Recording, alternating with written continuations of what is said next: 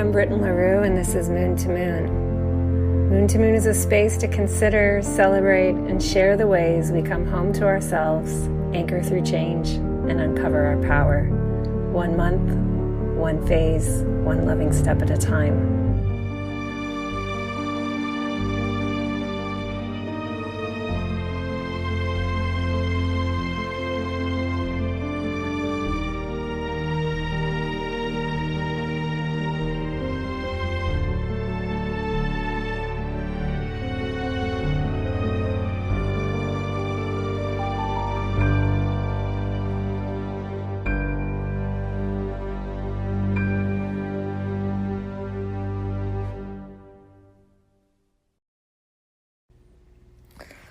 Welcome back to Moon. This is Britton, and I just finished recording the Celebrating the Moon transmission that you're about to hear. It's a real honor. I always get a little overwhelmed with the moon if I have to do it quickly, because it's like I create like long courses on the moon. Like, how am I going to do that in 30 minutes? But you know, that's when I kicked into my lunar stuff, which is my inner child healing work, to remind myself that nobody's saying anything about being perfect here. Nobody's saying anything about saying all things. It's always going to be partial. Just do it with love. Yeah, the moon. So fucking magical. Thank goodness we live on a planet with the moon. Our moon. We get our own moon. Pretty cool. You know, the way I see the solar system and then everything beyond that, the stars, is I really feel the love for the earth, you know, like I really feel this sense of the earth as this precious treasure, and that all of the solar system and the stars that look down on us, the constellations that surround us, they're all looking at Earth, and their energy is turned towards loving us. And I believe that they want to help us. They want to help us live here. They want to help us be in relationship to aliveness, and which means being in relationship lovingly with one another and with the planet and with all beings and with our bodies, which are the evidence of our willingness to experiment with limitation on the planet Earth, and the fact of death that is part of the life cycle that comes with the gift of being able to be here. And we have a moon, you know, this precious planet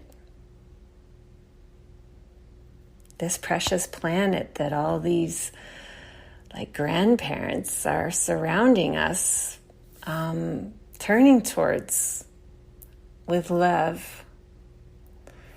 They gave us a moon, like we have a moon at planet Earth here. It's a pretty cool moon. Does some pretty cool things, especially in relationship to the sun. Pretty miraculous. Pretty mind-boggling. Where art and math come together. And yeah, it's just a joy to speak my own little way to the vastness of that beauty and that gift. So I hope that you enjoy the Celebrating the Moon on Moon to Moon episode here. Reminder that Emergence Astrology Year 1 begins with Cancer on purpose, starting this Thursday with the solstice. If you're feeling called to join us for Year 1 and beyond, I hope you'll come and join us this Thursday. Let me know if you have any questions. Let me know if you have any confusions about the class. I know that I'm speaking mysteriously sometimes about it. I don't have all the guarantees because it's just not a guaranteed kind of place, except that you will have a profound experience with yourself and with the cosmos. And what's on the other side of that, I leave to mystery. This is a hermitage, a 9-month hermitage to forge deep relationship with the 7 and with yourself, which will be followed by 3-month small group cohorts, processing integration, and continuing together with weekly meetups starting in the spring. And then beyond that, we'll have Year 2, Year 3, and from there, that's like building out the support for the community so that those who are doing Year 3 will become the TAs for Year 1, and those who stay in this will be, in my dream, the faculty at my school, which will be expanding. And I'm not going to be able to teach everything. So I'm looking to build a community in like a whole world, a whole Aquarian world here, where those who've been doing it longer then become the supports to those who are entering, kind of like a Montessori classroom. And I won't be able to do this vision all by myself.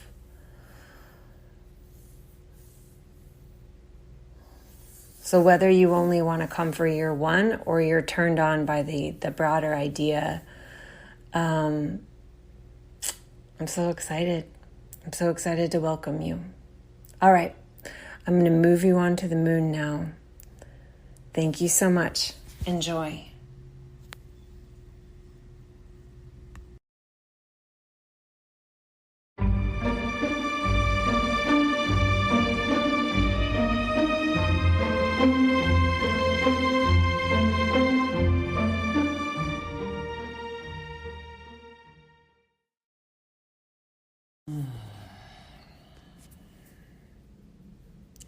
Celebrating the moon.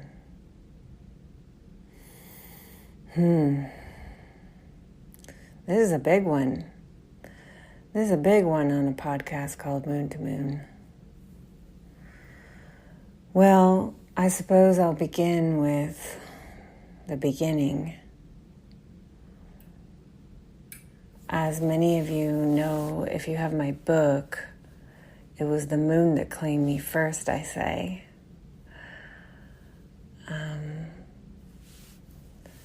I'm so grateful to the moon because quite literally, the moon called me and pulled me into its attention field and allowed me to lean on them as a guide through many portals of the unknown, of uncertainty, of change, of regenerating myself, unlearning and learning. And I like truly felt like everything around me was dying and changing, and I didn't know it anymore. And if I just kept my eye on the moon, I would be able to stay with myself in some sort of anchor. You know, what I'm thinking about right now is what I've heard about the chrysalis, and that like the lungs of the caterpillar are what go unchanged inside the chrysalis, and like the lungs just kind of hold the space while everything becomes goo and reconstitutes, and then they become the butterflies' lungs. Now, that could be totally wrong biologically, but it holds space in my imagination, and that matters to me. And that's kind of like how it felt in 2017, 2018, into 2019, as I was in a period of deep hermitage and change. And the moon was most definitely my guide, because the moon is, since the ancients, the quote-unquote planet. Like, we know it's not a planet, but we call it a planet in astrology. It is a wanderer. The moon is so close to the earth body that it's like holding, it's closest to us at this like body level, this felt body level. And it's a filter and like a communication system for all the other planets. Like the other planets speak down to us through the moon, is a way that I feel it inside me. And because the moon is changing signs every 2 to 3 days, it moves very quickly around the whole of the zodiac. So it's able to touch base with and say, hey, how's it going? To the realm of where each of the other planets are. And also creating like angles of visibility with the different planets from across the sky. The moon's just moving around, like touching base with everything. And then beaming that to us. So in this way, it felt like the whole of the sky was talking to me through the moon. So if I could just attune to the moon and be with the moon, engage with the moon, aware of the moon, making ritual with the moon, talking with the moon, I was talking really to the whole of it. Because the moon's way of talking was always changing depending on where it was in the sky, in the zodiac, and where it is at any given moment in its own phase, in its own visibility.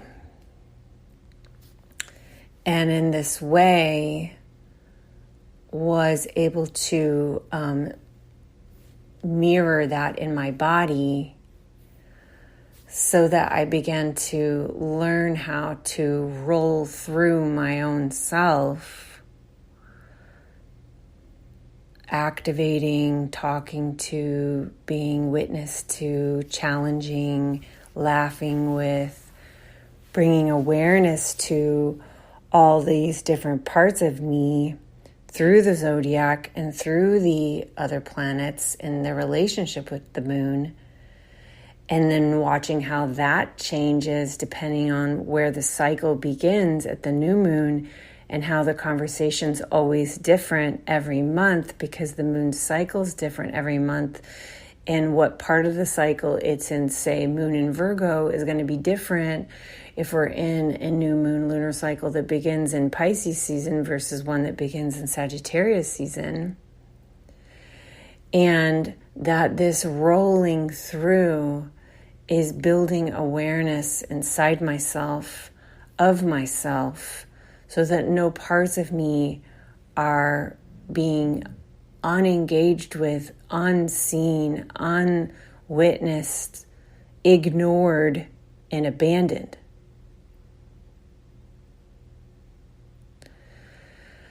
And through my lunar practices, I was able to hold astrology in a deeply embodied way through the moon's guidance.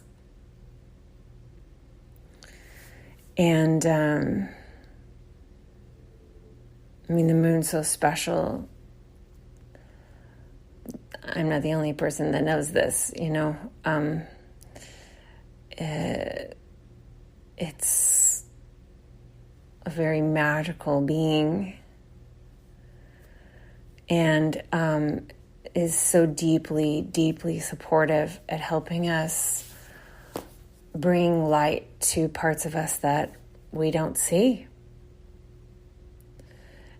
through change and through the celebration of changefulness, but still rooted in a structure, still rooted in a rhythm. It's like it's simultaneously about change and that which doesn't change, the rhythm of cycle. So it's like an incredible swaddle. It's like an incredible holder, for whatever is coming through for you. It's for emergence. Thinking about how the moon is exalted in Taurus. Like, why would it want to be in Taurus? Because Taurus is so excellent at rhythm and stability and like the reliability of that fixed earth to hold all the change that the moon represents with water. The moon is like that tidal effect, the magnetic pull of the moon has this capacity to pull up the unseen. And so to be in relationship with the moon is to cultivate capacity to be with what wants to get pulled up. And learning how to trust that what gets pulled up is the most appropriate information in any given moment. It is what is ready to be seen. And so for so many of us, like for myself, what that meant was, oh shit, I gotta learn how to even see this stuff. Like this shit is scary. This stuff coming up from under the water. I don't know what to do with it inside myself. I don't even know how to exist seeing these things. So what skills am I going to need? And so like the moon has brought me into inner child healing and emotional reparenting. And so the moon first led me, before I started this podcast, led me to build one of my very first classes called Soft Strength in 2019. This was when I was in what's called the Sadesate period, where I had the Saturn in the house and sign of my moon, which is a time of increased need for skill in self-parenting. And I just began to see this whole structure for a container to invite someone into the things that I was learning about the moon and intuition and inner child healing and magic and mystery, and being able to be people who are willing to trust the feeling realm, because the moon pulls on the feeling realm. And some feelings we have are uncomfortable. Some feelings we have, like they want skill set in being capable of holding lovingly and compassionately what becomes visible.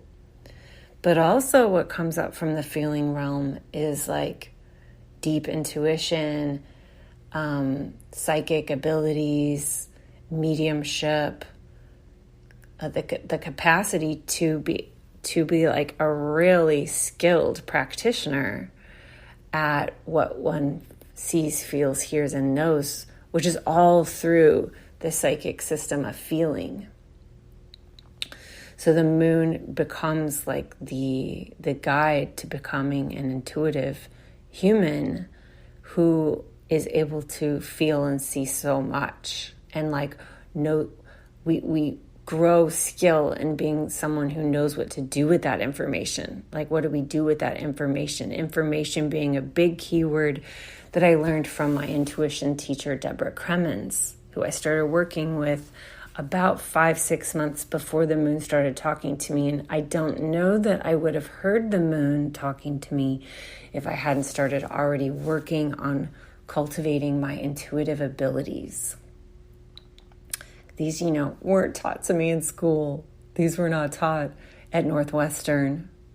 I didn't get these abilities, from SMU master's program. This is a midlife skill set I've gained. And it came fairly quickly, as it does, because we are made for this. We are made for this. We are all psychic. We are all intuitive. We are all made to feel. It's just that we haven't been guided, that there's been a rift, there's a brokenness often in the teachings of these things. And so we're just remembering they're coming right back, and we're guiding one another.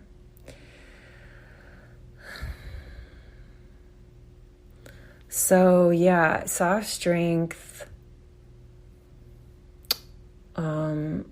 was a real powerhouse of a class. I did it 3 years, and the unanimous feedback was like in the language of like, this has changed my life. My life has changed. I don't know who I would be if I hadn't have had soft strength. This is like the feedback. And it was through this that I started to realize that I had like a kind of a unique,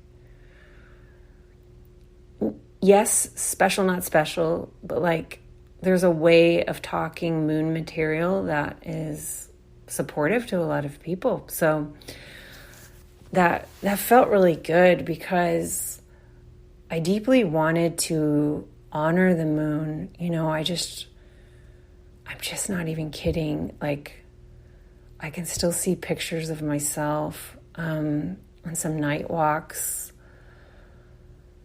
with the moon, and just like letting it beam into my body, and like just like the most literal sense of bonding happening in a time when all the other bonds of my life felt like they were falling through, and I didn't know what humans were there for me.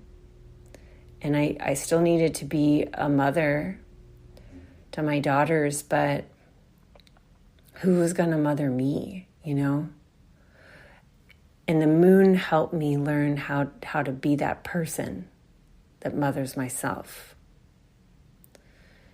And that is like some seriously beautiful experience that I had. And so it's like, with all of my gifts as a teacher, with everything that I have that I came here for, how may I honor the moon? And then, it was spring of 2020 when I was asked to do like a moon class. This was right before COVID. I remember there being a couple people there wearing masks and being like, oh, I guess this COVID thing is getting kind of serious. It was early March. I had created the Pisces workbook with my designer client, Angela George, and we were going to do them for the other signs we decided. And I was like, I'll just real quick do a moon workbook. At this time, I was like waking up at 4 a.m. It's wild to think about this right now, because like I rarely wake up before 7.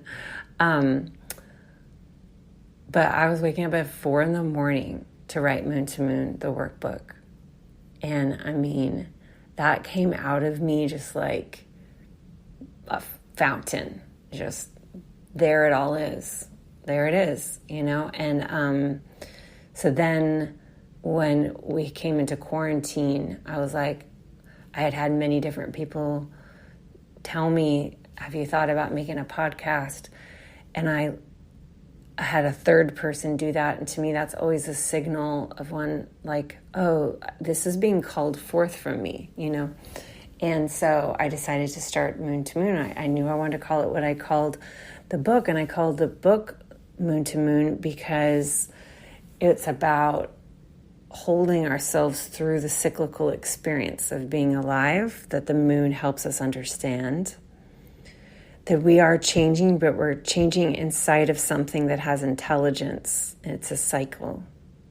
And actually, all of astrology is cycles. The moon is just like such a visible one, and a relatable one, and a magnetic one. And the realness of being able to see the moon change inside cycles so regularly helps us to trust in that for ourselves. And so I wanted to think of it as moon, like moon to moon, I return home to myself. Moon to moon, I trust in change.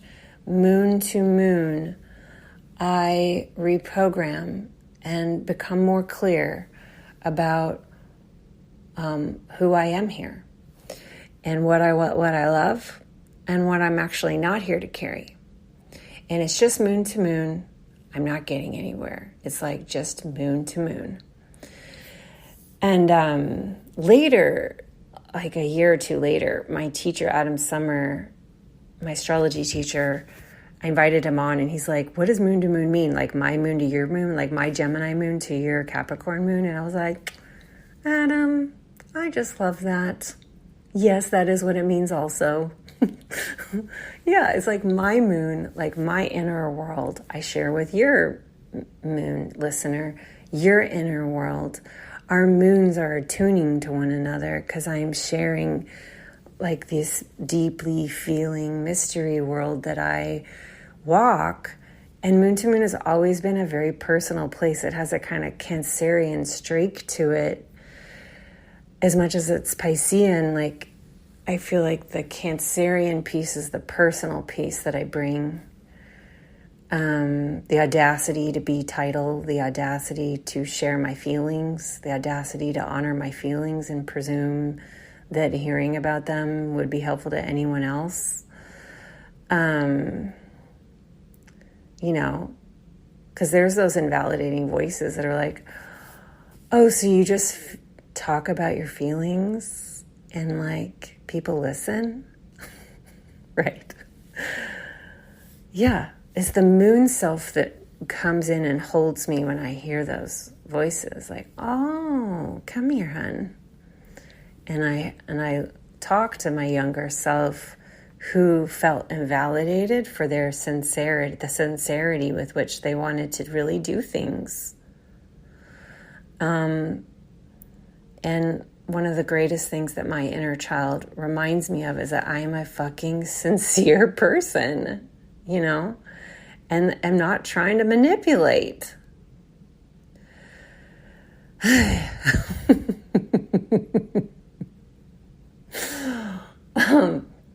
So yeah, my journeys with inner child healing, it continues so much. And it's the force of my unshaming work. All the unshaming framework comes from just being in relationship with my inner children every damn day. You know, like every damn day we do parts work. It was later that I learned about internal family systems, which is super lunar. And, but I'd already learned so much from Natasha Levenger, and I'd been studying so much about healing from narcissism that I learned a lot of inner child healing stuff. And that internal family systems, when I did that for the first time with a therapist, I was just like, oh, I already know how to do this. I already know this because this is basically everything I've been doing. It's so fucking helpful, super magical. And it's kind of like a core heartbeat in all of my work is all the inner child healing stuff that I just do like all the time. You know, anytime people are asking me anything, it's like anything, my answer is, oh, I work with my inner child, da, da, da, da, da. You know, like, how do you do this? How do you do that? Like, how do you deal with that fear? How do you deal with the inner critic?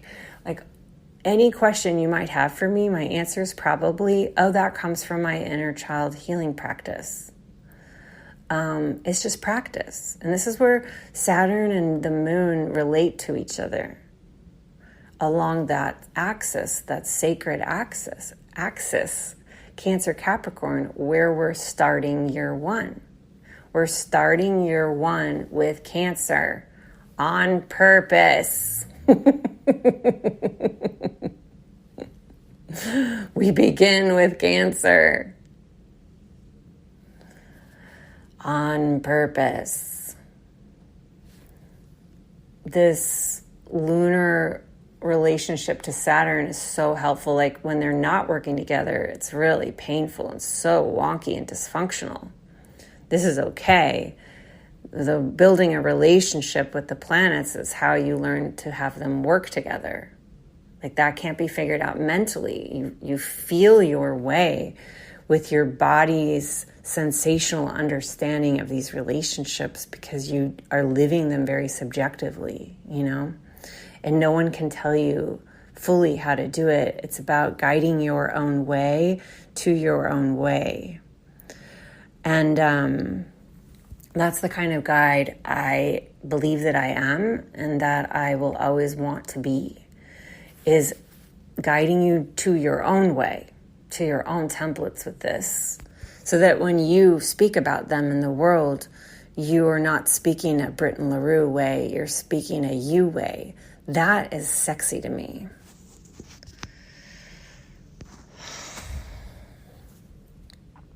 Yeah, so, you know, the moon reminds us in terms of like time, what we're learning with time is that time is deeply mysterious. The past is always present, and there's no going back. The past is always right here with us, and there's no going back. That's paradoxical. It's one to live into. And we're always our future selves. We're always all the timelines to me. It's super mysterious. I don't understand it. The moon didn't promise to be rational, you know? The moon didn't promise to be linear. The moon didn't promise to have all the answers all at once. The moon's just helping us with what we need to know right now in a slow drip.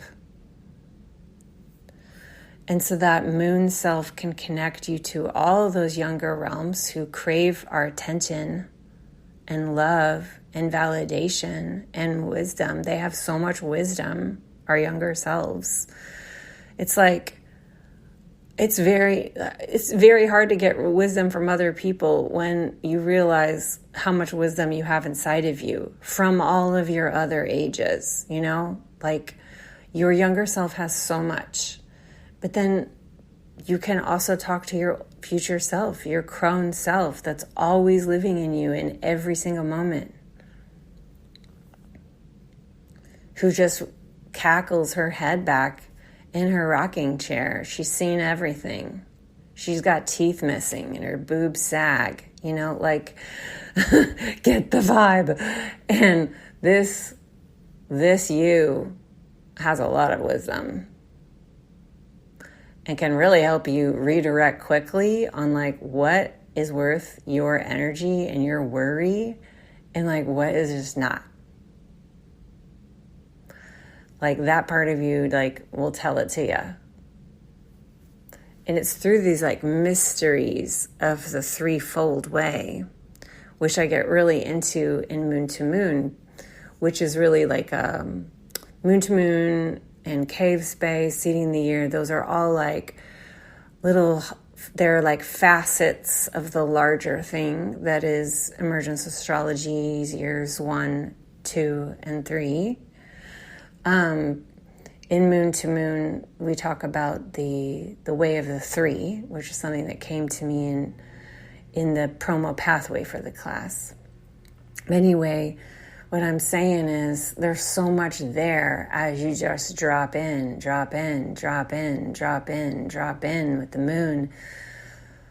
This level of relaxation comes in when you just realize how much you can trust that you can find your way in the dark, and you have these wisdom communication systems that are set up through all the ways of working with the 7.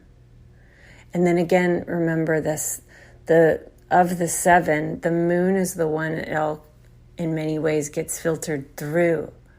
So working with the moon is like working with the whole of it. Because at some level, that's just true. Because the moon is like beaming us everything else at a body level, at a day-to-day level.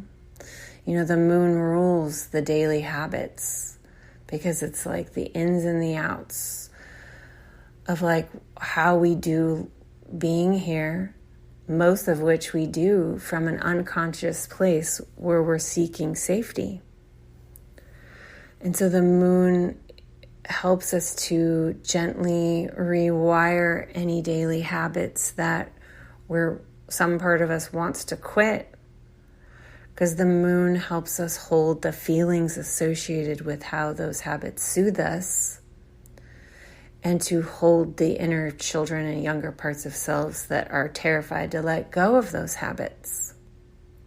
This is brave work that really no one can do for us, you know?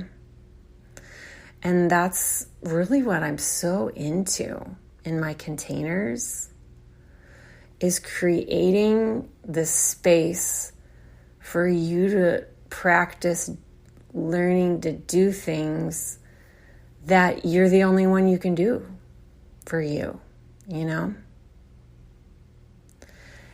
To the degree that it's supportive to have the container that I offer, and to have the trust space that I offer, and to have the community of kin that I offer, that is the service of my life.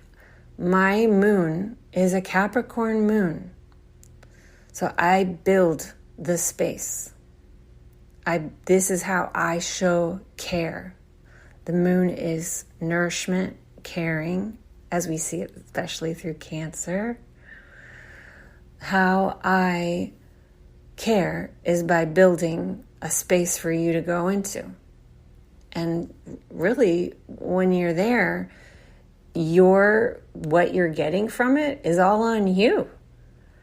And I want it to be that way because as you have the huge awakenings and as you have these ahas and as you come deeper and deeper into your bone wisdom and your sacral power, I want you to know that it was you and not me that did it. You know? That's some Capricorn moon magic. So if you are feeling the call to join me in year 1, to stay for year 2 and 3, to be part of this larger vision that I'm building, we begin in just a few days on June 20th. If you hear this and June 20th is past, you might still be able to wiggle in. Just reach out. But it's going to be a commitment to yourself in this hermitage. 9 months to be the person who's showing up for all the magical shit that unfolds. Finding your own rhythms and ways with these devotions. The moon guiding you with the others. This is an experiential journey for deep relating with the 7. So that the frequencies of those relationships are so woven inside of you that nothing could ever take them away. And what you do with that then, wow. Thank you. I hope you've enjoyed celebrating the moon. Thank you, moon. Thank you, moon. Thank you for bringing to me all the beautiful teachings, containers, humans, relationships, moments, tears, feelings that have come my way since you started talking to me. Thank you.